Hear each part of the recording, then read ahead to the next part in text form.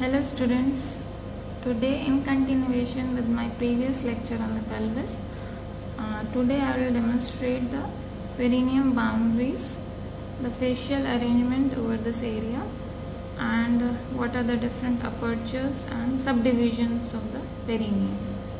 Now coming about the deeper boundaries of the perineum. Perineum, as we all know, that this is a diamond shaped space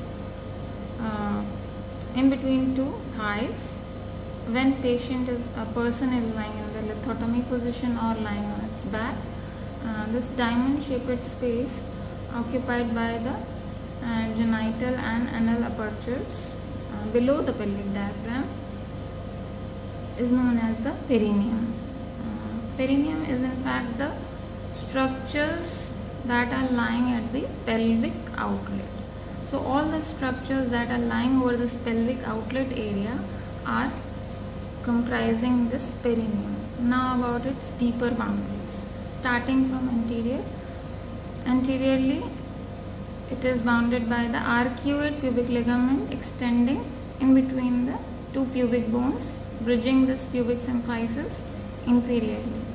Then on both the sides, combined ischiopubic rami, then ischial tuberosities, then in the midline posteriorly coccyx, and in between, extending in between the coccyx and ischial tuberosity, this is the sacrotuberous ligament.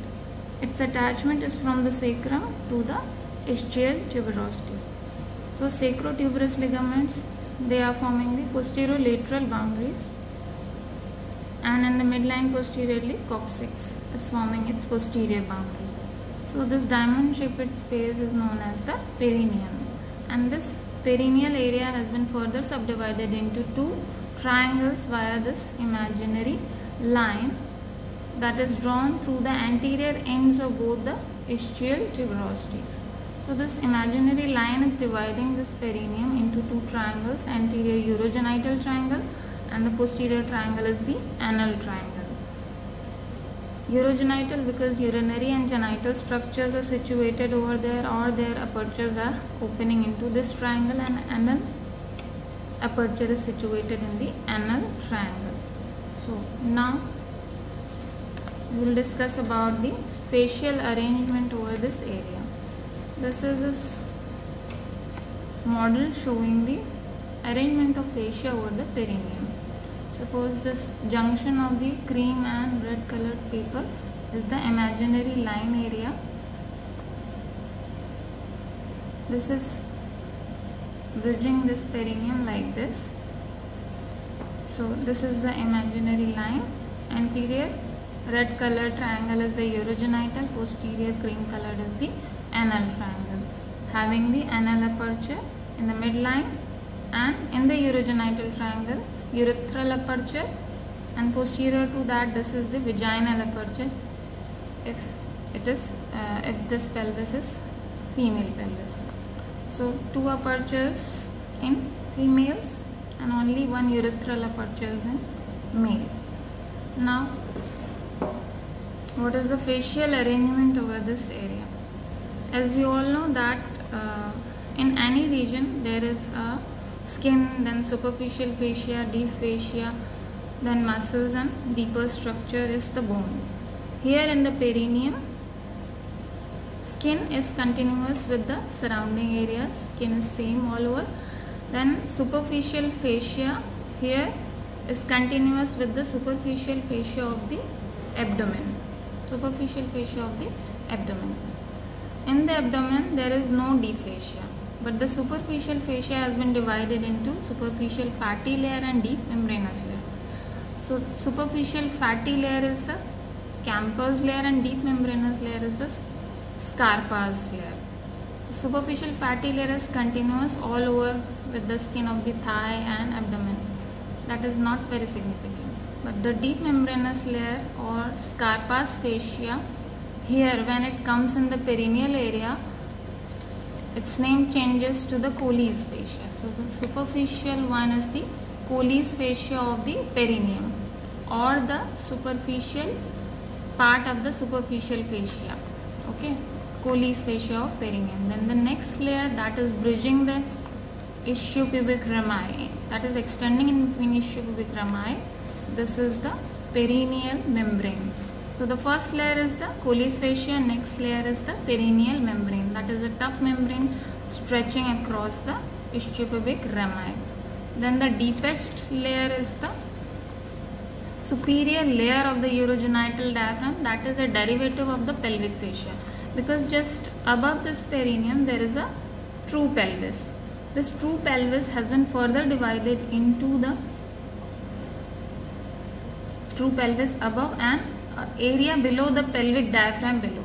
So the area that is lying, suppose this is a pelvic diaphragm, this is situated like this, attached to the lateral pelvic wall and converges in the midline. So below the pelvic diaphragm there is a perineum. Okay, so the superior most layer, this is derived from the pelvic fascia. This middle layer is the perineal membrane stretching across the ischiopubic rami, and the superficial layer is the superficial fascial layer, and this is known as Colles fascia of perineum. Anteriorly in male perineum, this Colles fascia anteriorly, it is continuous with the fascia of the penis, that is known as Buck's fascia, and fascia of the scrotum where Darto's muscle is situated in the superficial fascia. So that is an important question asked to you. Fascia over the penis is known as Buck's fascia, and Colles fascia is the fascia of the perineum. So anteriorly in the urogenital region only, this facial layer is arranged into 3 layers. So in the urogenital region we have to study 2 pouches over here, that is the superficial perineal pouch and deep perineal pouch. So in between these 3 layers there is a formation of superficial perineal pouch in between Colles fascia and perineal membrane, and deep perineal pouch in between the perineal membrane and superior fascia of urogenital diaphragm, that is derivative of the pelvic fascia. So these are the 2 pouches situated in this urogenital triangle, and this is the imaginary line, and posteriorly only one fascia is there, that is the anal fascia. There are other derivatives or subdivisions of the fascia over here also, but that will be studied during the ischiorectal fossa description.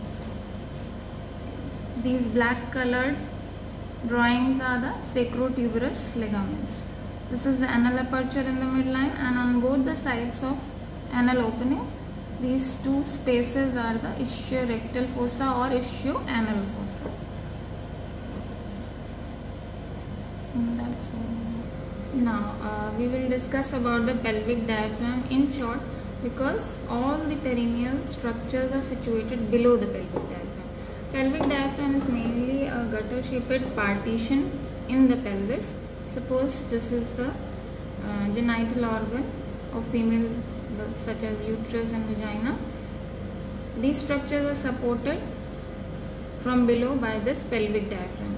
So this pelvic diaphragm arises from the lateral pelvic wall and it goes or converges in the midline, where all these apertures are opening. All these apertures that are opening into the perineum. So perineum extends above up to the pelvic diaphragm.